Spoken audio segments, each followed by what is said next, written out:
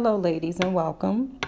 Today I'm going to be reviewing the book Modern Etiquette Made Easy, a 5-step method to mastering etiquette by Myka Meier. So this is a really nice book. I really like the artwork in the book, and I like that she's broken the steps that she's broken it down into. So I think what I'm going to do is I'm going to read a bit of the introduction, and then I'm going to jump right into step 5. Introduction.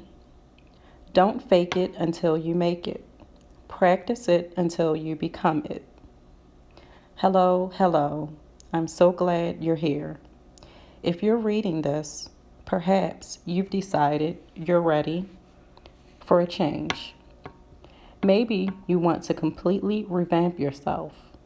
Or maybe you just want a bit of social polishing. Perhaps you grew up in a formal environment and want to brush up. Or maybe you grew up with not much at all and look forward to learning A to Z. Regardless of your background, you should be excited because soon after reading this book, people will start to comment on how you seem different. In a good way, of course. Why? Because you will appear a bit more elegant, a splash more sophisticated, extra confident, and more charismatic. Soon you'll realize that not only do you feel more polished, but you'll also notice you're turning more heads. You will, after all, be practicing the 5-step Meier method, taught throughout this book to give you an upper edge in all areas of your life. What you'll learn in the following chapters isn't rocket science, but promises to offer practical, modern, and relatable tips that you can start using instantly. This book is broken down into the 5 easy steps needed to completely transform yourself through, you guessed it, etiquette. Through the 5-step Meier method, you will learn how to first transform yourself, then how to attract the type of people and life you want, how to feel empowered and exude confidence, how to thrive socially, and finally, how to practice it daily. The 5-step Meier method. 1. Transform. 2. Attract. 3. Empower. 4. Thrive. And 5. Practice. So I'm going to go to step 5, practice. I have the ebook, so let's see here. And what I really like about this book is, I don't know if any of you are familiar with some of the older etiquette books like Emily Post. There was also one I remember that was like a column. I can't remember what it was called. I think maybe it was Miss Manners that I'm thinking of. But what she's done is she's taken a lot of those older teachings, and just as the book, the title suggests, she's made them more modern. I think she's made them more relatable in this book, and just more interesting, because I think that a lot of times when people think of etiquette, they think of maybe like stuffy and boring and, just those types of things that aren't necessarily something that we really need today. But I think that we all need to know proper manners. So this is why books like this, I think, are really good just to read. I don't know about you, but for me, it had been quite some time, probably since I was like maybe even a teenager, that I had actually read, the last time that I maybe read like a Emily Post etiquette book or anything like that. So, okay, so I'm going to get to reading here. I'm going to read 5, but where am I going to read in here? Just give me a second. Because I did read this entire book, but what I should have done is flagged where I wanted to share before I started recording, but I didn't. So, um, okay. Okay, so here we are. And I think this is actually 4 that I wanted to read. Let me see. Okay, yeah, this is what I wanted to read about confidence. So, the Meier method to increasing confidence. If someone could figure out how to bottle confidence and sell it, they would be a billionaire. Sadly, while that is not possible, if you want to increase confidence in any situation, I created a formula that I used to help give myself a boost when I needed it. Here is my secret for you to also use if you ever need it. Just remember, you are enough. You have enough, and you are pretty fantastic as is. First, it's important to understand the difference between confidence and self-esteem. Confidence is what we project and how we want others to see, while self-esteem is how we really feel inside. Truly comprehending the difference is important because while confidence can change from day to day or even hour to hour, self-esteem is much deeper rooted and less volatile. That being said, you can have low self-esteem but still be able to walk into work every day with great confidence or show confidence on a date. Confidence is attractive. While it's important to know how to show or feel confidence in a situation or scenario, it's important to work on having high self-esteem regularly. Do you find that your self-esteem has always been on the lower side? Remember my saying, don't fake it until you make it. Practice it until you become it. This works with confidence and self-esteem too. So I really like that quote that she has in here. Don't fake it until you make it. Practice it until you become it.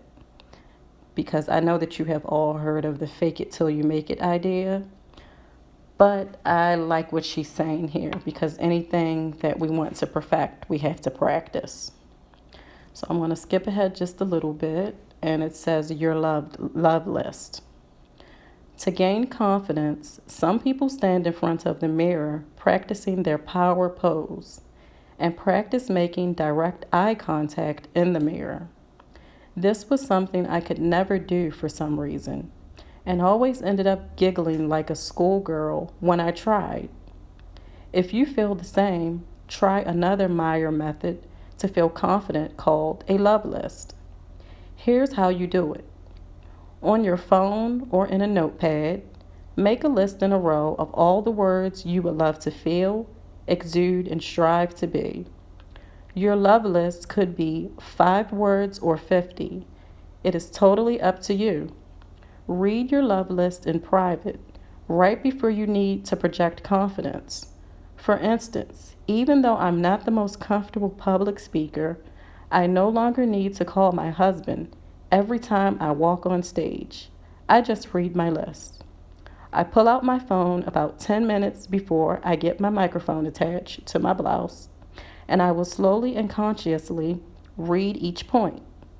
It reminds me of who I am, who I want to be, and who I love being. Even if I'm not all those things all the time, they are the things I need to project via my confidence when I walk on stage. For instance, my love list may look like this.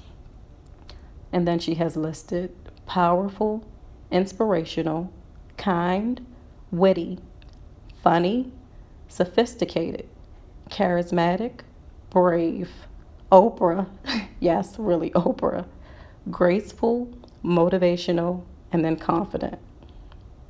Okay, if you read all the way through my list, you might have noticed I included Oprah's name. This is to show you that there are no rules to the love list, and you can include anything on it that inspires you, that you want to project, or that you want people to feel or take away from meeting you. You can also include names of people that you want to channel or that you admire. In my case, Oprah is the most confident woman on stage that I can think of. Your love list can change and evolve over time and grow with you. In addition to those ideas on how to feel more confident, by now you probably know that I'm a formula person. I love to be given formulas to follow, and therefore I love to create them too. Learn how to project confidence in any situation with this easy to follow formula below. Meier Method Formula to Confidence. 1. Package yourself. 2. Voice. 3. Build rapport. 4. Understand what sparks you. 5. Organize yourself. 6. Emulate. 7. Practice. And then she has sections here broken down for each one of those. So all in all, I think this is a really good book, and I definitely recommend that you pick it up and read it if you've been wanting to brush up on your etiquette, or just you're curious about the book or looking to work on some things, other things within yourself. It's just a really nice book. And it also, let me see here, she gives tips on the types of people you should surround yourself with, how to change negative perceptions of yourself, creating a likable personality, charisma, having a positive attitude. So she has lots of different tips in here. It's a really nice book. She has information about dressing, dress codes, the proper way to stand, sit, get in and out of a car. One of the things that I liked that she talked about was how to stand, or how to enter. When you enter a room, you don't want to slouch, because slouching is always, having poor posture. But you also don't want to have your chin up, because if you have your chin up just a little too high, it can make you come across as stuck up. So she has a tip in here for just like the perfect, what word am I thinking of? The perfect, I guess, space. I can't think of the other word I was thinking of. I can't get it. But the perfect space between your chin and that area, like right in between your collarbone. She gives a tip of how to not hold have your chin up a little bit too high, so that you don't come across as looking stuck up or arrogant and come across as, off-putting to people. So she also shows how to sit in a chair, not only for women, but for men. Sitting posture. I mean, she just has lots of information in here. She has facial control, the 7 and 7 theory, which is 7. I'll read a little bit of that, actually. I'm just going through this book while I'm talking to you all. So let's see. Let me go to the beginning of here. So she has, the next time you walk into that party to greet the same people you've known for ages is also a perfect chance to make a new impression. Remember, every day is a fresh start to make a first impression. It just happens to be the first of that day, week, month. That's all. The 7 and 7 theory is important to acknowledge and understand, because all of these components are what help make up a first impression, and they are all within our control. Now, a little secret to share with you. Before you learn the 7 and 7, the most important question before every first impression is, who are you meeting? Whenever I walk into a room, I always do my research first on who will be inside. By knowing who you are walking in to meet and the formality of the person or group, you can plan ahead to dress and present yourself to be the most relatable and therefore likable. So the 7 points that she was making, or the 7 and 7 theory, are physical placement, facial control, personal presentation, posture, voice, body language, and charisma. And with body language, which is point 6, she also has including eye contact, which is important because some people struggle with eye contact. It could be due to like she's mentioning in the book, low self-confidence or self-esteem, or just uncomfortable for some reason. And I'll share a quick story with you. I once had a boss, and she was one of my nicer bosses that I've had. And she had the most intense stare. Like whenever you would talk with her, and you'd be standing in front of her, and you'd be standing there talking to her. Whenever it was your turn to talk, she just like would just her stare was just like so intense. It was kind of like off-putting, but because she was a very nice person, I think that she was doing this to show that she's listening to you intently. But because she like wouldn't even blink when she would do it, it would really like I don't know, it was just kind of weird. But she was a very sweet person. So I'm saying that to say sometimes we come across people who do things that may seem weird or odd or off-putting, but I believe that it's best to not judge a person on just one or two things. Like, for example, a lot of times we know that we all get judged on the way that we look. But as women, if you are a woman who's well put together all the time, a lot of people will take that to mean that you are stuck up, or that you think that you're better than people, or just all these crazy things that people can think. So when I see a woman, who's well put together, that's not the first thing that comes across my mind.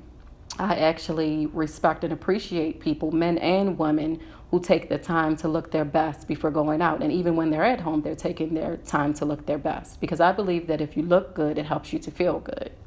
So anyway, I think that when you see someone like that, don't be so quick to judge them. See how they respond to you. Like if you are interacting with them, I don't know if you're at work or if you're about to meet them, be introduced to them, or even if you're in the grocery store.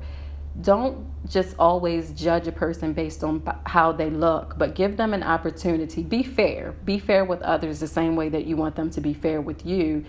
And in doing that, you give the person a chance to speak, to see how their attitude is before you automatically write them off as stuck up or arrogant or anything like that. And just as I was mentioning, and she talks about here in the book with the chin, some women may hold their chin a little too high because they're working on their posture. They're trying not to slump over, so they're coming across when you look at them as being stuck up, when really this person may just be working on their posture because maybe they're having back pain, and because of that they're starting to pay more attention to their posture and not slumping around when they're walking or sitting. So just be careful not to prejudge people and not to be judgmental, because that is also poor etiquette when you do that. So with that said, again, the book is Modern Etiquette Made Easy, a 5-step method to mastering etiquette by Myka Meier. And it has 10 chapters in the book, so it's not a very long book, but it's definitely worth getting and reading just to brush up on your etiquette. And it's also entertaining because she has a nice personality. She's pretty funny. She also has a YouTube channel where she shares tips, so you can take a look at her YouTube channel as well. So I do recommend this book, and I hope you enjoyed my review, although I was a bit all over the place. But anyway, still, I hope you enjoyed it, and I hope that you like and subscribe. Thank you.